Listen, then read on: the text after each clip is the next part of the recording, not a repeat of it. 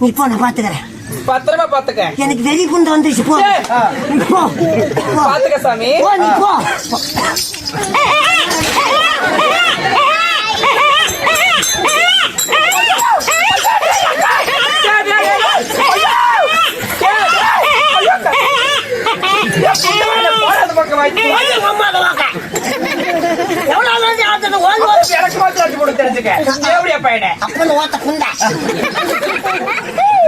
பையன் அப்படி அடிக்கிற மாட்டோட செத்து போயிட மாட்டாடா. என்னடா பதில் சொல்றது? பையனை பாருங்க, அவரை பைத்து போட்டு வச்சுட்டு வந்துடுறா. அப்படியே சாலாடு பாடு தூங்க வேணாம் போட்டு அடிக்கிற. அப்படி